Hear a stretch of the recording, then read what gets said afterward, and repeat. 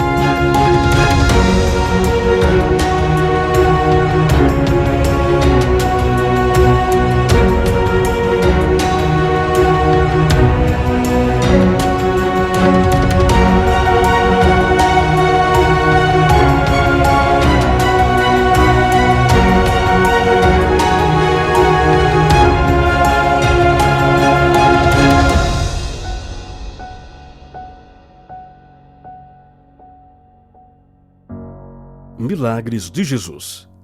Jesus cura menino possuído por demônio.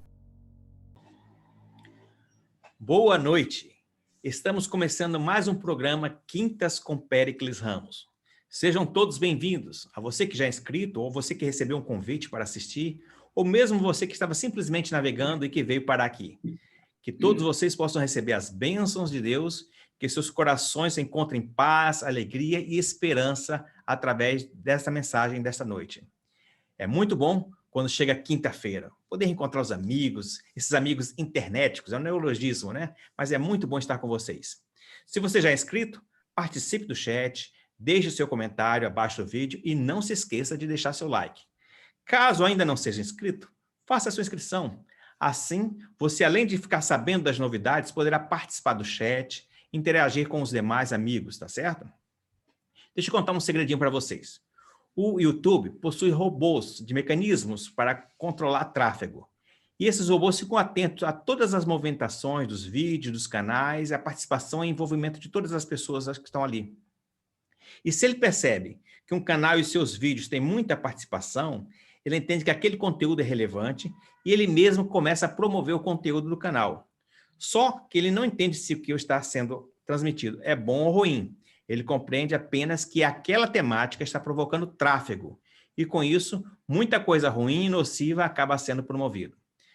Mas, você que sabe o que é bom e o que é certo, ajude-nos a espalhar essa mensagem de amor, a espalhar essa mensagem de esperança para todas as pessoas. Inscreva-se no canal, seja atuante participando de tudo que ele tem.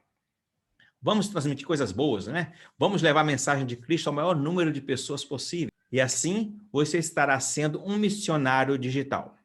Mas agora, eu quero dar boas-vindas também ao nosso visitante, nosso convidado desta noite, o pastor Gilson Brito. Tudo bem, pastor? Olá, Péricles. Tudo bem, graças a Deus. Muito bom estar contigo, com o pessoal que acompanha o seu canal e estar com todos vocês nessa hora. E, é claro, a minha esperança é, na minha participação aqui, contribuir para esse conteúdo sempre relevante que está sendo apresentado. E eu penso que nós vamos ter uma noite muito abençoada, assim. Até porque, quando Deus está conosco, tudo vai bem. É verdade, pastor. Pastor, o senhor está em que cidade do país? Eu moro atualmente em Jacareí, São Paulo, onde fica a sede da Rede Novo Tempo. A Rede Novo Tempo inclui TV, rádio, internet, gravadora, e é um veículo de comunicação, né? um grupo de comunicação da Igreja Adventista do Sétimo Dia. Certo. Então, o senhor formou-se em teologia no NASP mesmo? O NASP, Centro Universitário Adventista de São Paulo, no caso, o centro que fica em São Paulo mesmo, em Santo Amaro, São Paulo. Isso há muito tempo, viu, Péricles? Foi logo após o dilúvio. Claro que eu estou brincando, foi em 1987. É mesmo? Poxa É. vida, eu sou de 1985. Olha, Sou mais velho. É. Turma de 85. Uhum. E o senhor está na Novo Tempo há quanto tempo? Esse está sendo aqui o meu 7º ano de trabalho. Eu estive durante 4 anos apresentando o programa Além dos Fatos, que era um programa ao vivo, 2 vezes por semana. E estou Por falar, só um parêntese aí, pastor, que por falar nisso, Sim. o programa é excelente, viu? Ah, que bom.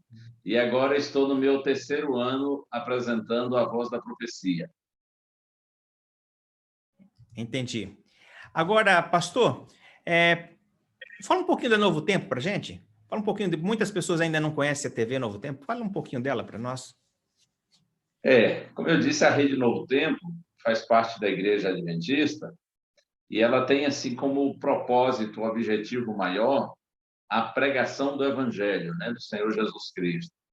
É claro que a programação, a grade de programação é bastante vasta e temos programas, não só programas de caráter religioso, de pregação do Evangelho, como é o caso do meu programa, mas tem programas na área de educação, na área de família, saúde, além de notícias, né? Sempre procurando tratar e trabalhar com boas notícias.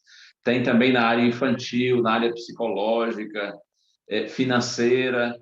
Então, assim, é uma grade de programação bem vasta e eu posso dizer para você que está nos acompanhando agora que você pode assistir qualquer horário que for a programação da Novo Tempo e com sua família, com esposa, com filhos, com toda a família reunida e em momento nenhum você vai ter algum constrangimento. Estou dizendo isso porque, infelizmente, hoje a gente, assim, existem muitos grupos de comunicação, mas, infelizmente, muitos estão mais preocupados com a questão de audiência, então não falta violência, não falta a questão da imoralidade, né, da exploração do sensualismo, e com relação ao Novo Tempo é diferente. É uma TV feita para a família, pensando nos mais diferentes aspectos que envolvem a nossa vida, mas sempre assim, mantendo a filosofia da empresa, né, da instituição, que na verdade é a filosofia da igreja, que é tudo dentro de princípios cristãos estabelecidos na Bíblia. Então, eu aproveito e convido você que não conhece a Novo Tempo para poder conhecê-lo, assistir. Nós estamos em todos os canais por assinatura, né, do Brasil. A Novo Tempo também está em muitas cidades do Brasil. Acredito que em torno de 500 cidades em canal aberto, além de estar em todas as parabólicas, de modo que hoje é fácil ter acesso a Novo Tempo, também através da internet, né? 24 horas por dia, quem tem internet tem a Novo Tempo, pode acompanhar a nossa programação no YouTube todo o tempo. É isso.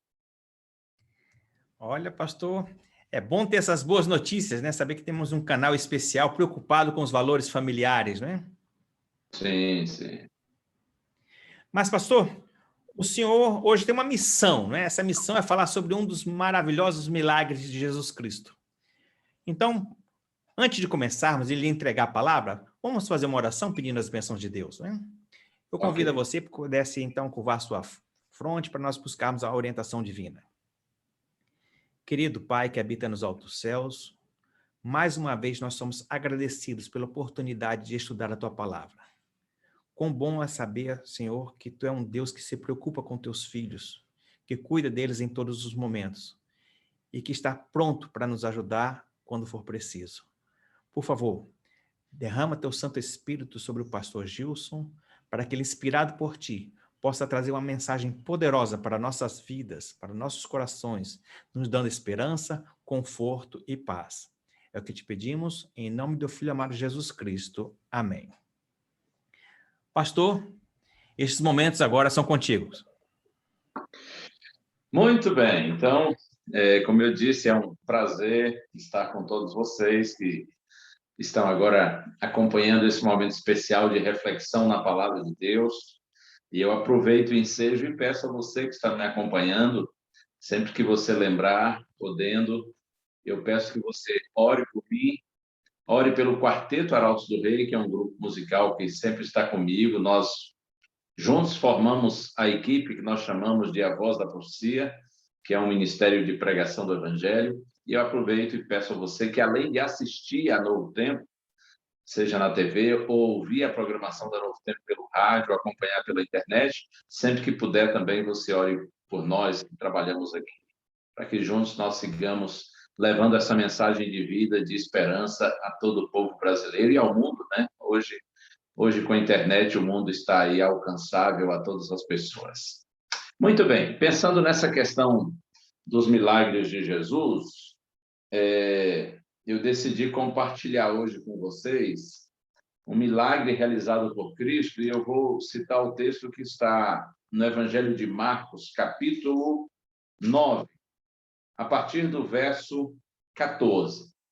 Eu disse Evangelho de Marcos, capítulo 9, a partir do verso 14. Na verdade, esse milagre efetuado por Jesus, ele torna-se o ponto de partida para uma advertência, uma orientação extremamente importante que Jesus dá aos seus discípulos e que se aplica muito bem a nós hoje, que somos discípulos de Cristo, né? Na era moderna, na atualidade. Marcos capítulo 9, verso 14, eu leio, está escrito assim: quando eles se aproximaram dos discípulos, viram numerosa multidão ao redor deles e que os escribas discutiam com eles. Bom, vamos entender um pouquinho. Se você verificar nos versos anteriores, vai ver que Marcos faz referência a um momento assim muito especial vivido por Jesus e 3 dos seus discípulos, Pedro, Tiago e João. Está escrito aqui, Marcos 9, a partir do verso 2, que Jesus chamou esses 3 discípulos, Pedro, Tiago e João, e os levou a um monte muito alto, e quando estava lá no alto do monte com esses 3 discípulos, houve o chamado espetáculo da transfiguração. Quando os discípulos notaram que as roupas de Cristo ficaram alvas, brancas como a neve, e junto de Cristo apareceram Moisés e Elias, conversando com Jesus. Foi uma cena assim grandiosa, extraordinária, algo inesquecível para os 3 apóstolos. Pedro, que era sempre assim o mais falante, né? O mais participativo, ele ficou tão feliz com aquela situação que ele disse assim: Senhor, é muito bom estar aqui com o Senhor, com Elias, com Moisés. Nós poderíamos fazer aqui, se vocês quiserem, 3 tendas, uma para cada um de vocês, para que a gente fique mais tempo aqui. Mas não demorou muito. A Bíblia diz que eles ouviram uma voz do céu, a voz do Pai, dizendo assim: este é meu filho amado, em quem me comprazo, ou em quem tenho prazer. Esse é meu filho querido, disse o Pai. E então a nuvem os envolveu e, de repente, eles notaram Jesus de novo, sozinho com eles 3. E aí desceram do monte, e Jesus, inclusive, pediu a eles que não falassem disso para os outros apóstolos tão cedo. E quando eles descem ao pé da montanha, indo ao encontro dos outros 9 apóstolos, é que acontece o que nós lemos aqui no verso 14, eu repito.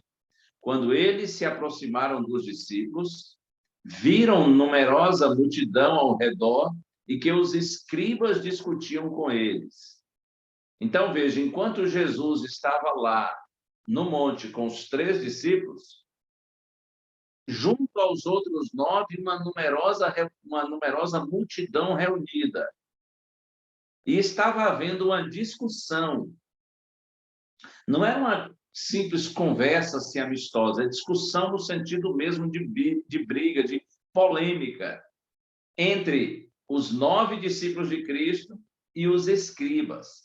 Os escribas eram líderes religiosos naqueles dias em Israel. Eles eram considerados os intérpretes e os expositores das Escrituras. Eles eram os pastores de Israel, eles eram os evangelistas, os pregadores. E esses escribas estavam em oposição ao ministério de Jesus. Então, veja, está havendo uma discussão entre os escribas e os 9 discípulos quando Cristo chega com os 3 que estavam na companhia dele no alto do monte. E agora veja, verso 15. E logo toda a multidão, ao ver Jesus, tomada de surpresa, correu para ele e o saudava. Então ele interpelou os escribas. Que é que discutis com eles? Veja, Jesus chega no momento quando a discussão está muito acalorada e o texto diz que quando a multidão vê Jesus, as pessoas ficam surpresas, certamente porque Jesus chegou na hora H, como a gente diz, bem naquele momento assim preciso, quando está havendo a discussão entre os escribas e os discípulos, e Jesus chega e vai ao ponto e diz assim: o que é que vocês estão discutindo com eles?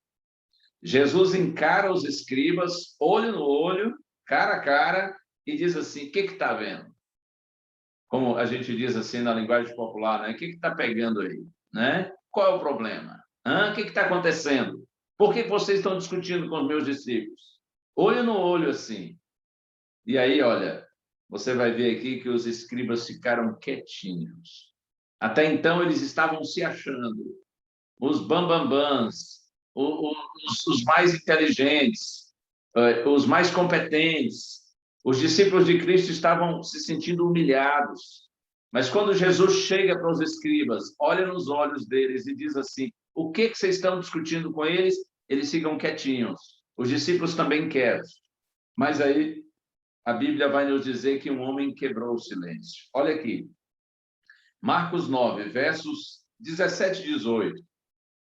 E um dentre a multidão respondeu: Mestre, trouxe-te o meu filho, possesso de um espírito mudo. E este, onde quer que o apanha, lança-o por terra, e ele espuma, rilha os dentes e vai definhando. Roguei a teus discípulos que o expelissem, e eles não puderam. O homem que quebra o silêncio é o pai de um garoto que está sendo possesso pelo mal, dominado pelo inimigo. E naquele momento, após a pergunta de Jesus, o pai se apresenta e diz: Senhor, está aqui o problema. Eu trouxe o meu filho, possesso, como ele diz aqui, de um espírito mudo. E este, onde quer que o apanha, o lança por terra. E meu filho espuma, rilha os dentes e vai definhando. Imagine que situação tremenda, hein? Situação triste, dramática. Imagine a angústia desse pai ao ver o seu filho sendo dominado por essa força das trevas e vivendo essa situação aqui, espumando, rilhando os dentes e se definhando.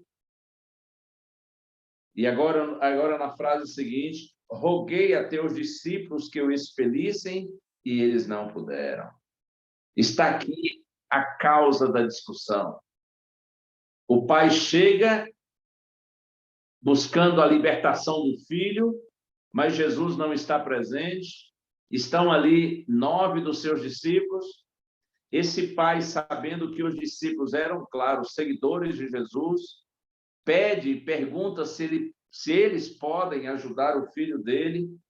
E os discípulos tentam expelir o garoto, expulsar o demônio da criança, mas eles não conseguem. E como que os escribas entram nesse contexto? Certamente os escribas se aproveitaram da situação. Porque muita gente estava ali em torno dos discípulos, esperando Jesus chegar.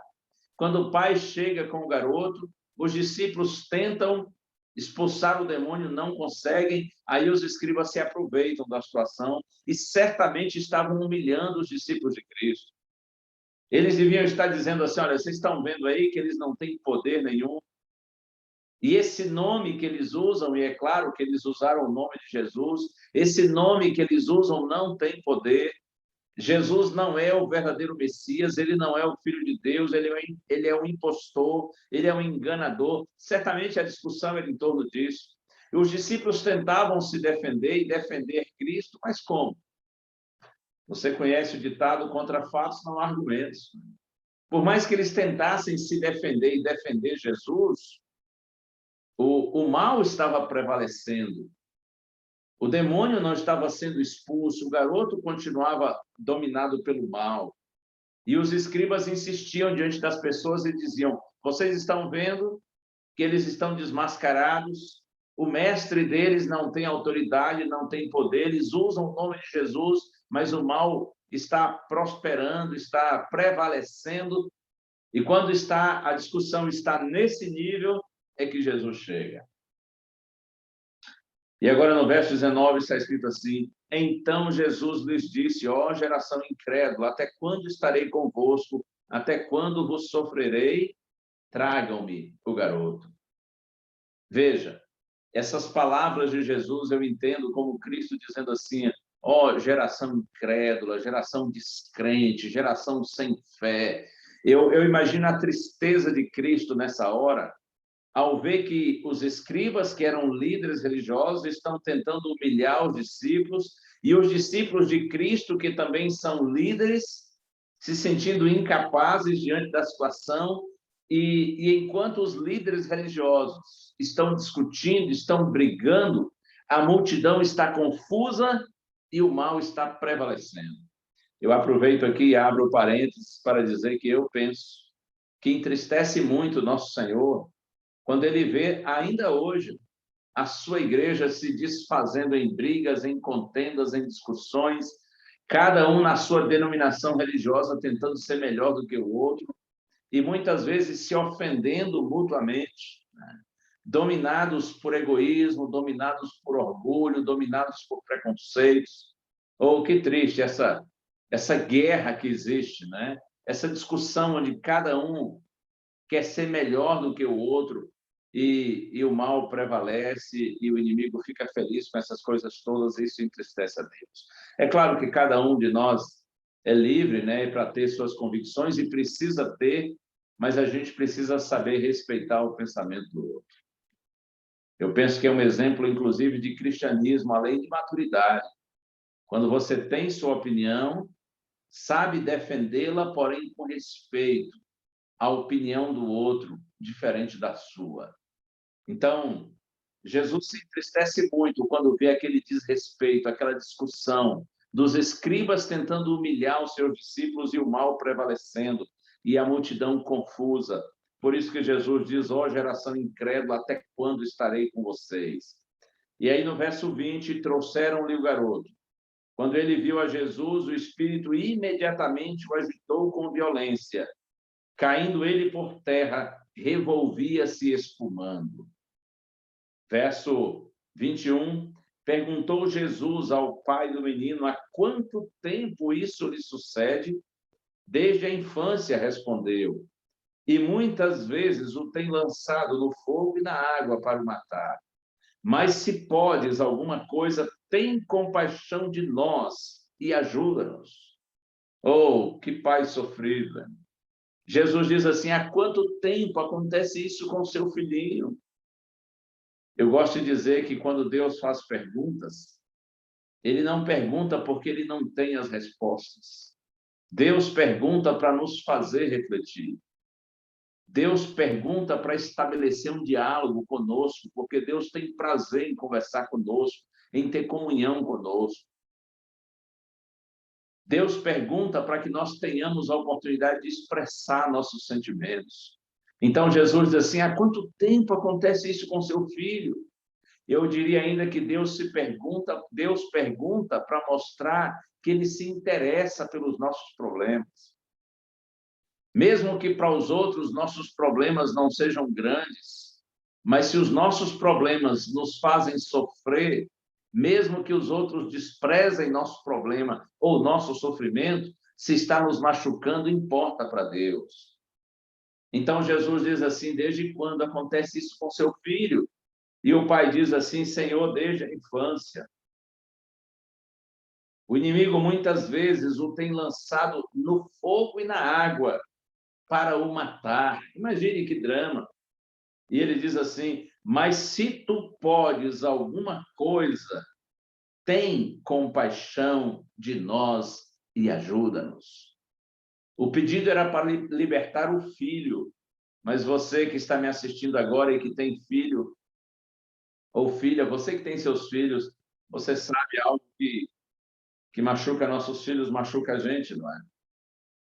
Aquilo que produz sofrimento em nossos filhos faz a gente sofrer, às vezes até mais do que eles. Por isso que o pai disse: se o Senhor pode fazer alguma coisa, faça, ajuda-nos.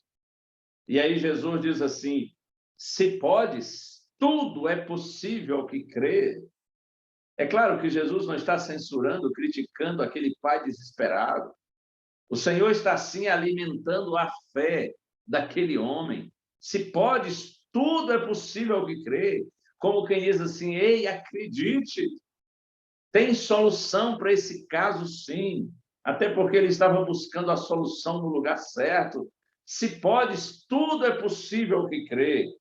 Ao que ele respondeu, o pai do menino, ele diz assim: imediatamente o pai do menino exclamou com lágrimas: eu creio, ajuda-me na minha falta de fé. Tremendo, é?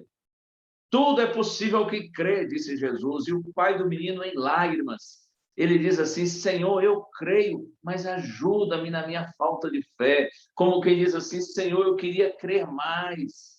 Eu reconheço que a minha fé é pequena, mas apesar da minha fé pequenininha, tenha misericórdia de mim, do meu filho, ajuda-nos, Senhor. Como que o Senhor poderia ficar indiferente a um pedido desse? Tão sincero, tão desesperado, tanta necessidade e tanta sinceridade. E aí, então, verso 25, vendo Jesus que a multidão concorria, repreendeu o espírito imundo, dizendo: espírito mudo e surdo, eu te ordeno, sai deste jovem e nunca mais tornes a ele. E ele, clamando e agitando-o muito, saiu, deixando-o como se estivesse morto. A ponto de muitos dizerem: morreu. Mas Jesus, tomando pela mão, ergueu e ele se levantou. O Senhor Jesus Cristo, pelo seu poder, repreendeu aquele espírito maligno. E o texto, conforme nós lemos, diz que o inimigo agitou o garoto, jogou de um lado para outro, mas finalmente saiu. No entanto, a luta entre o bem e o mal no interior daquele menino foi tão intensa que o garoto ficou caído como se estivesse morto. As pessoas pensavam assim: ele morreu, ele não resistiu. Mas nessa hora Jesus se abaixa, toma o garoto pela mão e o levanta e o entrega curado, restaurado, livre para o seu pai. Esta cena de Jesus se abaixando e levantando o menino e dando a ele uma nova vida, dando a ele liberdade, essa cena me faz pensar que isso resume a vida de Jesus nesse mundo. A razão por que Cristo veio a esse mundo. Ele veio para dar vida àqueles que estavam espiritualmente mortos. Jesus veio para levantar os caídos. Jesus veio para nos dar uma nova oportunidade de vida. Oh, bendito Cristo! Jesus o levanta, o entrega ao seu Pai, e o nome de Deus é glorificado. Os escribas que até então estavam se sentindo superiores, eles são desmascarados e a verdade aparece. Mas olha, como eu disse para vocês há pouco, esse milagre efetuado por Cristo, ele se torna um ponto importantíssimo de reflexão para os discípulos, para que eles aprendessem uma profunda lição espiritual.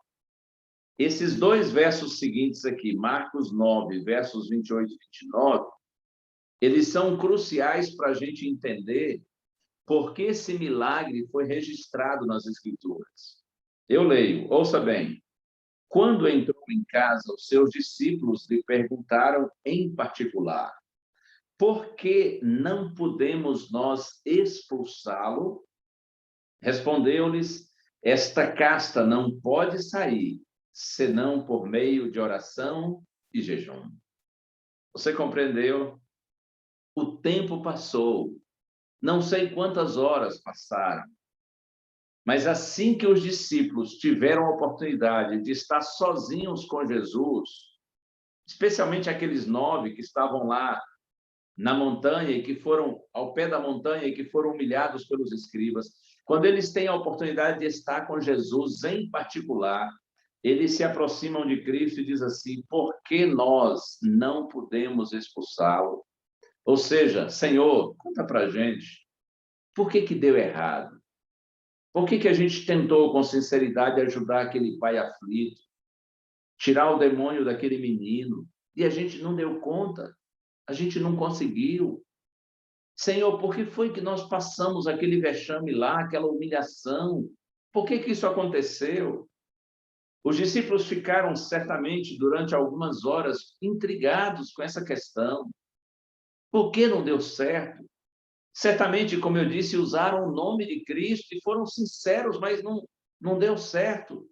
O demônio prevaleceu e por isso eles foram humilhados. Por que não funcionou, Senhor? E a resposta: esta casta, ou seja, essa raça, essa espécie, não sai. Não pode sair, senão por meio de oração e jejum. Jesus permitiu que tudo aquilo acontecesse para que os seus discípulos aprendessem uma lição da qual eles jamais se esqueceriam. E essa mesma lição, ensinada por Cristo, aprendida pelos discípulos, precisa ser aprendida por você e por mim. Jesus disse: essa casta não sai, senão por meio de oração e jejum. Em outras palavras, essa luta espiritual na qual todos nós, seres humanos, estamos envolvidos, esse grande conflito que existe entre o bem e o mal, só é possível vencer ao lado do bem, porque a vitória definitiva e eterna será do bem. Mas só é possível vencer ao lado do bem se nós estivermos verdadeiramente ligados a Deus. E nós nos ligamos a Deus, como disse Jesus, por meio da oração e do jejum. Veja aqui uma coisa: quando você se torna um cristão, você entra nesse conflito entre o bem e o mal de uma maneira consciente. Porque, de acordo com a Bíblia, tendo consciência disso ou não, todos nós, seres humanos, estamos envolvidos nesse conflito que há entre o bem e o mal. O campo de batalha, onde o conflito se realiza, é na mente de cada ser humano. Eu poderia dizer, usando uma linguagem assim mais dos jovens, uma linguagem mais popular, na verdade, durante toda a nossa vida, tanto o bem quanto o mal estão tentando fazer nossa cabeça. É Deus tentando nos atrair para si, para que, reconectados a Ele, nós que estamos condenados à morte eterna, tenhamos vida eterna. Por outro lado, é o inimigo de Deus, o diabo, tentando também nos atrair para si, para Ele, a fim de que, unidos a Ele, nós sejamos condenados à morte eterna, como Ele sabe que já está condenado. Essa luta entre o bem e o mal, travada na mente do ser humano, ela é real. Tendo a gente consciência disso ou não. A diferença é que quando você passa a compreender esse conflito e você se posiciona ao lado de Deus, ao lado do bem, então, como eu disse, você está conscientemente entrando no conflito. Se o inimigo antes estava satisfeito em lhe atrair para si, agora ele fica desesperado ao ver que você está se afastando dele, porque você está conscientemente se aproximando de Deus. O inimigo vê que ele está perdendo você. Então, não se iluda. Ele não desiste. Ele não aceita nos perder. Por isso que Jesus disse que nesse conflito no qual nós estamos todos inseridos, só há um jeito de vencer o mal, é nos apegando completamente ao bem. E a gente se apega completamente a Deus quando nós temos uma vida devocional profunda. E quando falo de vida devocional, estou me referindo a uma vida de ligação com Deus. E a gente se liga a Deus por meio da oração, como disse Cristo, por meio do jejum. Ou seja, a gente se liga a Deus quando nós buscamos a Deus de todo o nosso coração. Isso se dá pela palavra também, não é? Pelo estudo da palavra. Quando eu estudo a palavra de Deus, Deus fala comigo. E quando eu oro a Deus, eu falo com Deus.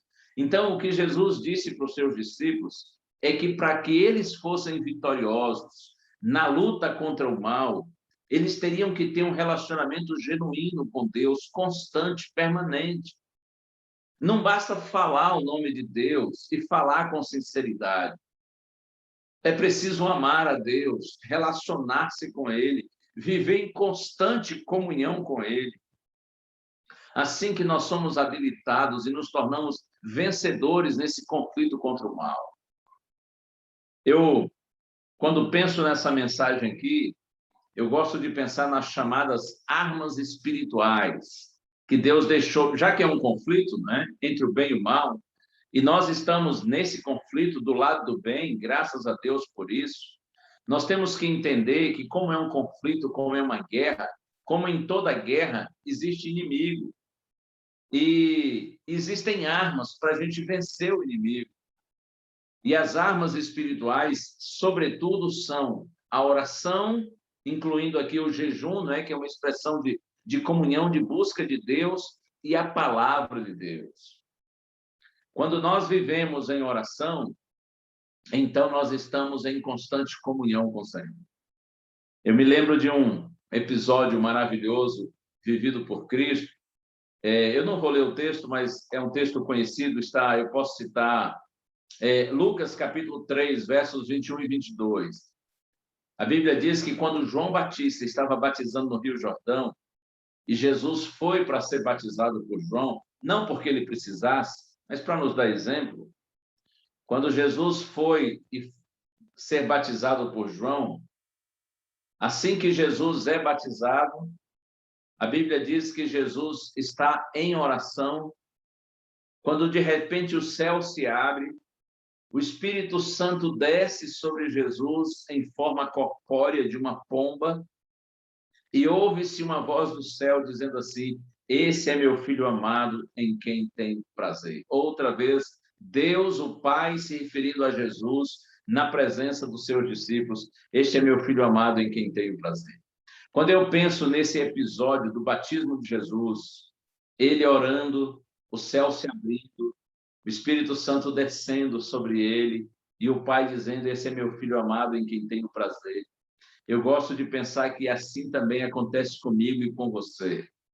Quando nós oramos, o céu se abre, o Espírito de Deus desce sobre nós, e o Pai olha para mim, olha para você e pensa assim: esse é meu filho querido, essa é minha filha em quem tenho prazer.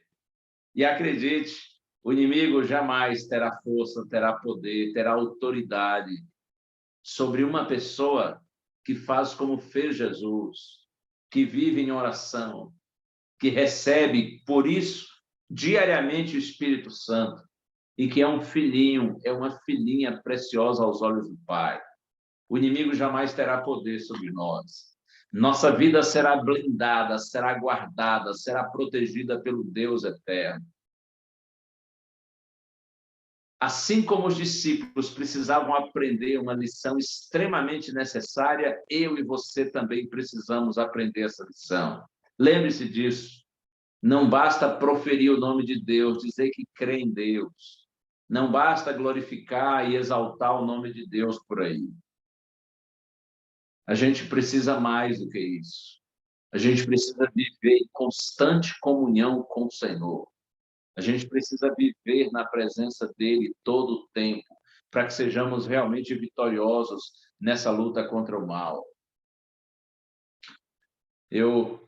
Um uma outra coisa que eu até anotei aqui para refletir com vocês rapidinho. Veja, inclusive eu ouvi isso quando ainda era um jovem. Uma vez ouvindo um sermão do pastor Alejandro Bulhon. Pastor Alejandro Bulhon é um pastor adventista, já aposentado há bastante tempo, mas continua pregando. Já é um senhor idoso, mas continua pregando. Um grande evangelista, um homem de Deus. E uma vez, ouvindo um sermão do pastor Bulhon, ele disse assim, olha, quando você ouve uma mensagem bíblica e o Espírito Santo, pela palavra, toca seu coração e você pensa assim, não, eu vou mudar de vida, eu vou abandonar o pecado, eu vou ter uma nova vida agora. Quando o inimigo de Deus ouve você com esse tipo de propósito, ele não se assusta, pelo contrário, ele até se alegra. E quando eu vi o pastor Bulhon dizer isso, eu achei tão estranho. Ora, eu ouço uma mensagem bíblica e penso assim, vou abandonar esse pecado, não vou mais fazer isso de errado. O inimigo, em vez de ficar triste, ele fica feliz com a minha decisão. E o pastor Bulhon disse, é exatamente isso que acontece. O inimigo fica feliz. E ele justificou, ele disse, sabe por quê? Porque o diabo sabe que se você decidir vencer os seus pecados pela sua própria força, só porque você está bem intencionado, você não vai conseguir a vitória nunca. Por isso que ele fica alegre, ele ri, ele não se preocupa. Porém, disse pastor Bulhon, quando você ouve uma mensagem bíblica que toca o seu coração, e você, depois dessa mensagem, seja uma pregação, seja uma música, seja um conselho, você pensa assim, a partir de hoje, eu vou estar na presença do Senhor todos os dias e todos os momentos. A partir de hoje, eu vou viver em oração. Eu vou estudar a palavra de Deus com afinco, procurando compreendê-la, amá-la, vivê-la, segui-la. A partir de hoje, eu vou estar na presença do Senhor todo o tempo. Então, disse o pastor Bulhon, quando o diabo percebe um propósito desse, aí ele treme, ele se desespera. Simplesmente porque ele sabe que perdeu você. Porque na presença de Deus é impossível pecar. Porque quando você resolve ser um cristão que realmente ama a palavra de Deus, a estuda, a interioriza, quando você é um cristão que aprende a viver em oração, não só fazer uma oração ou outra em algum momento do dia, talvez uma oração assim muito mecânica, muito até decorada, corriqueira, mas quando você aprende a viver em oração, abrir o seu coração a Deus como um amigo todos os dias, nos diferentes momentos de seu dia, quando você aprende a apresentar a Deus suas tristezas, suas alegrias, conversar com Ele como se conversa com um amigo, ou quando o diabo percebe você vivendo dessa maneira, ele treme, porque o inimigo sabe que na presença de Deus é impossível pecar. O inimigo sabe que vivendo assim você terá uma vida de santidade, uma vida de vitória na luta contra o mal. Eu ouvi essas palavras do pastor Bulhon e nunca mais me esqueci. E eu tenho absoluta certeza que o que ele estava dizendo era e é exatamente a verdade. É bíblico isso, inclusive. Tiago, capítulo 4, verso 7, está escrito assim, sujeitai-vos, pois, a Deus, resisti ao diabo, e ele fugirá de vós. Eu gosto dessas palavras de Tiago. Sujeitai-vos, pois, a Deus. É Tiago 4, verso 7. Sujeitai-vos, pois, a Deus, resisti ao diabo e ele fugirá de vós. Veja, para a gente resistir ao mal e dele nós ficarmos livres, nós precisamos primeiro nos sujeitar a Deus. Nós precisamos primeiro nos render diariamente a Deus. Por isso que Tiago diz, sujeitem-se a Deus, vivam na presença de Deus constantemente. E é Deus habitando em nós, por meio do Espírito Santo, que nos capacita a nós resistirmos ao diabo e termos vitória completa sobre o mal. E eu posso dizer ainda mais um pouquinho. Você suporta aí? Tem paciência? Vou falar mais um pouquinho, tá bom? Mas já estou me aproximando do final. Eu estou me referindo aqui à oração, porque Jesus falou, né, de que o mal a gente vence com oração e jejum, mas em outros momentos, não só o Senhor Jesus falou, mas os apóstolos falaram, escreveram, os profetas, a respeito da importância da gente interiorizar a palavra de Deus, a Santa Bíblia. Vocês sabem que hoje as pessoas têm Bíblias nas mãos, não em todo mundo, mas quase todo mundo hoje. É possível ter acesso a uma Bíblia. No Brasil, então, você pode comprar uma Bíblia, se você quiser, por R$ 10. Você pode ter a Bíblia gratuitamente no seu computador, no seu smartphone. O acesso à Bíblia hoje é assim, pensando a nível de Brasil, é total. Mas, apesar de tanto acesso à Bíblia, não são muitos os que verdadeiramente leem, estudam a Bíblia e seguem a Bíblia. Não basta ter a Bíblia no celular, no computador, ou ter o livro assim nas mãos, como eu tenho aqui a minha Bíblia. A Bíblia precisa estar diante dos nossos olhos. A Bíblia precisa estar diante dos nossos ouvidos. A gente tem que parar para ler, para estudar, para escutar, para aprender. E eu parabenizo você, que agora está aí disposto, né, com seu coração aberto, ouvindo essa mensagem bíblica de um pastor. Isso é um sinal claro de que o Espírito de Deus está atuando na sua vida, ele chamando para Deus. E eu parabenizo você, porque apesar da iniciativa ser de Deus, é sempre de Deus, mas você está respondendo positivamente a esse chamado de Deus.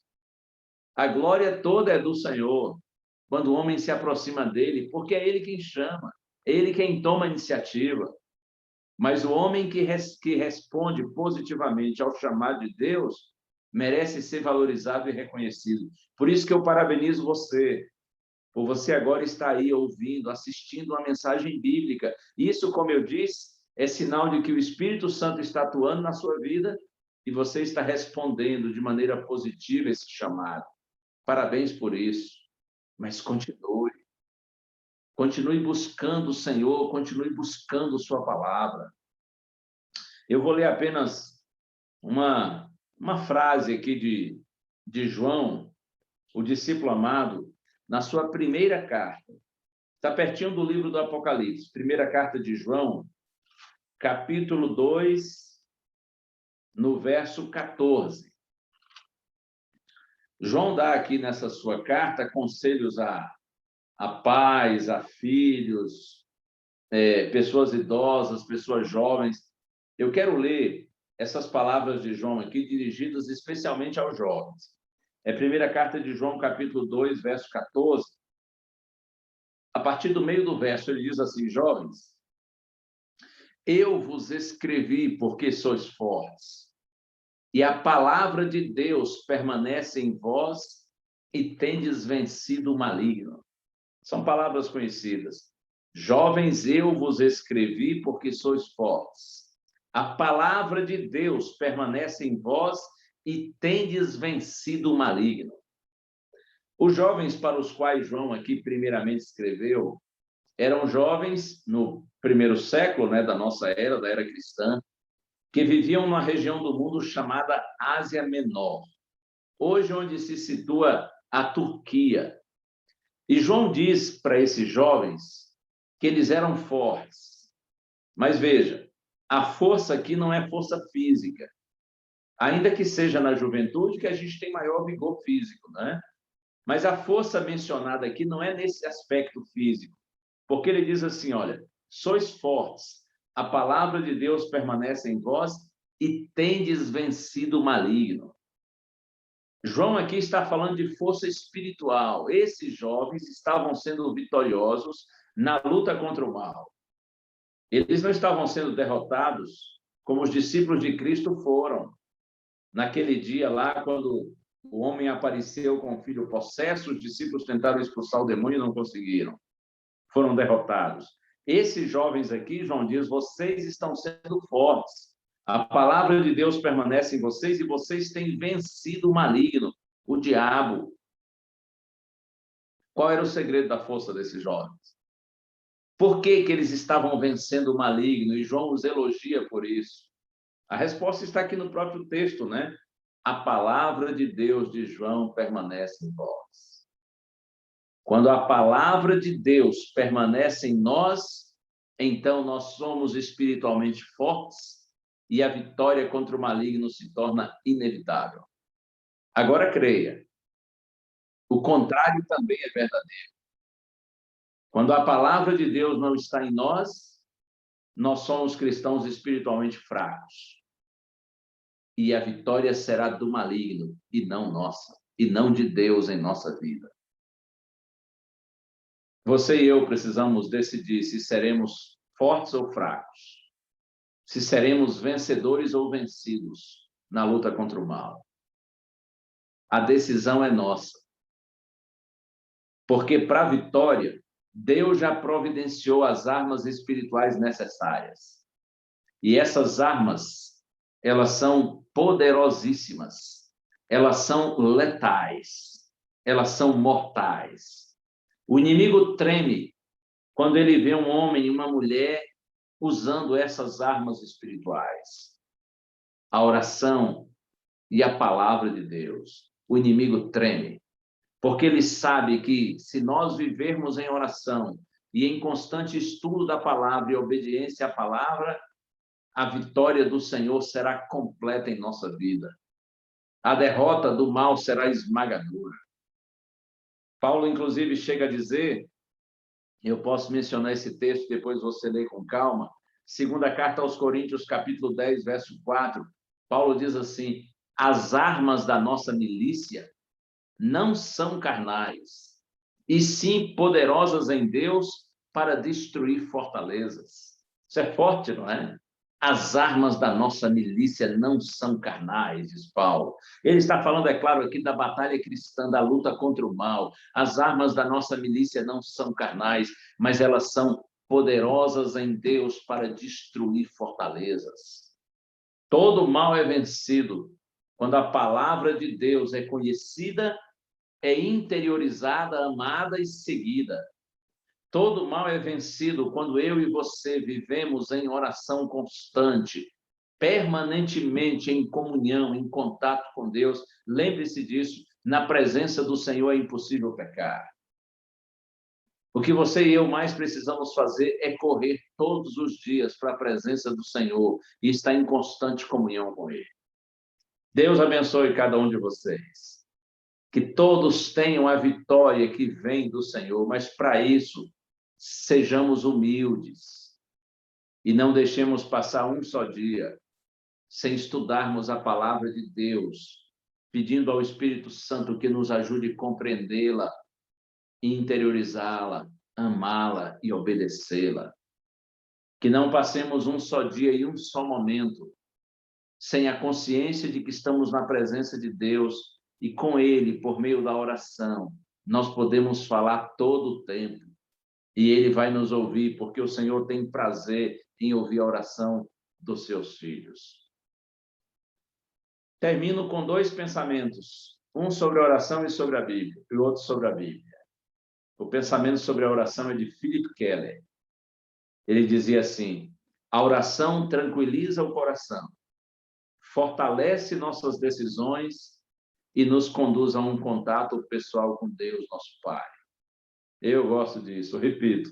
A oração tranquiliza nosso coração, fortalece nossas decisões e nos conduz a um contato pessoal com Deus, nosso Pai.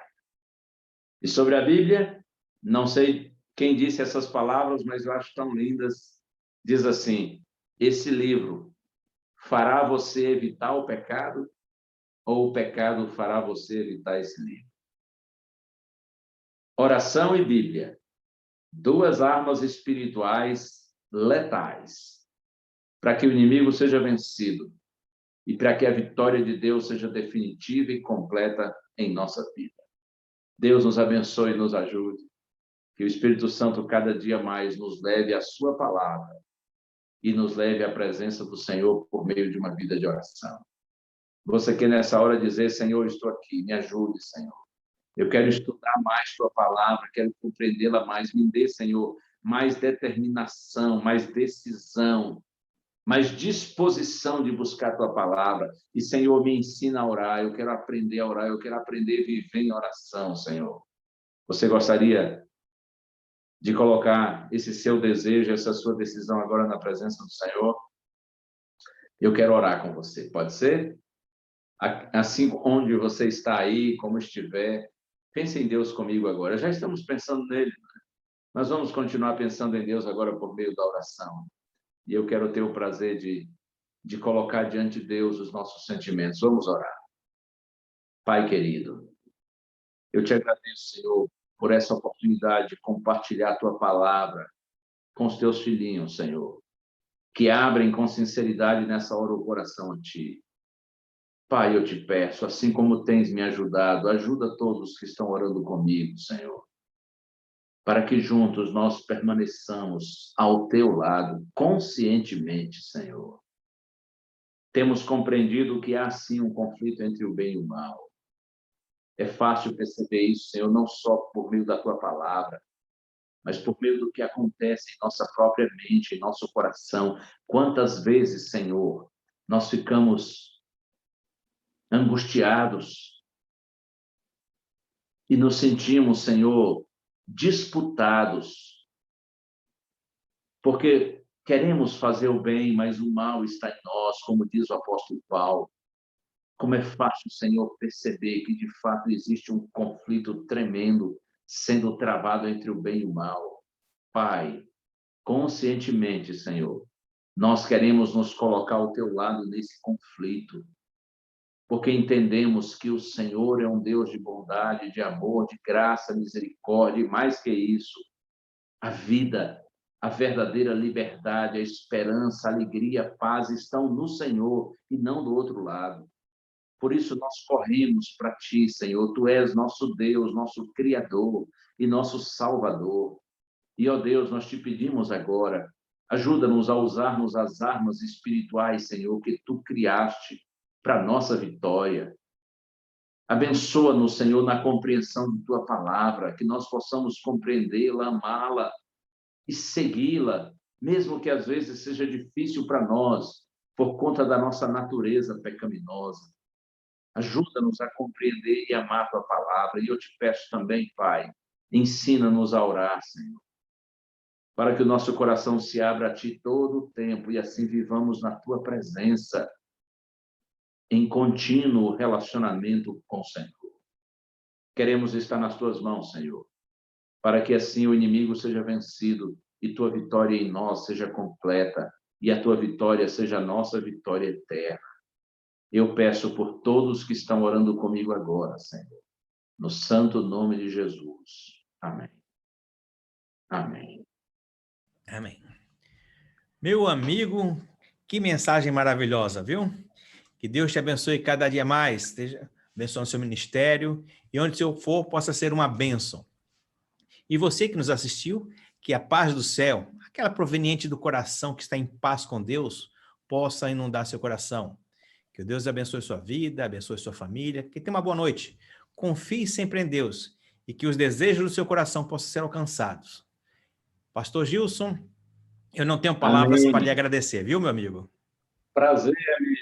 Deus te abençoe também. Parabéns pelo seu lindo trabalho e que Deus abençoe todos que acompanham esse abençoado canal.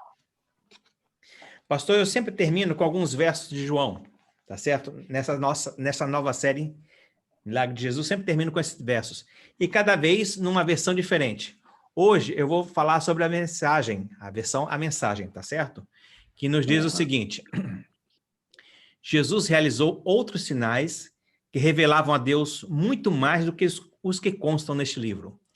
Eles estão escritos para que vocês creiam que Jesus é o Messias, o Filho de Deus, e ao crer tenham vida eterna, vida real, como ele pessoalmente revelou. E em João, no 21, 25, diz o seguinte: há muitas outras coisas que Jesus fez.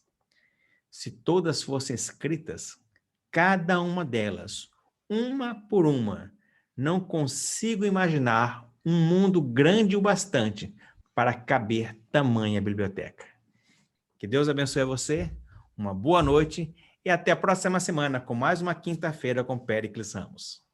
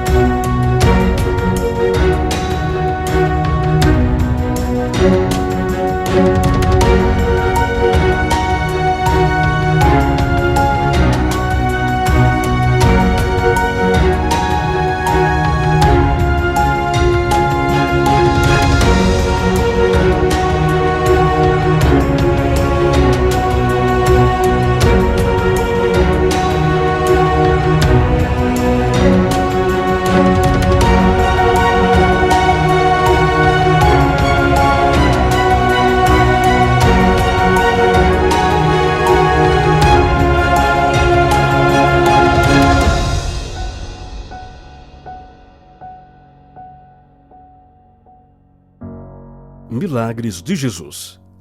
Jesus cura menino possuído por demônio.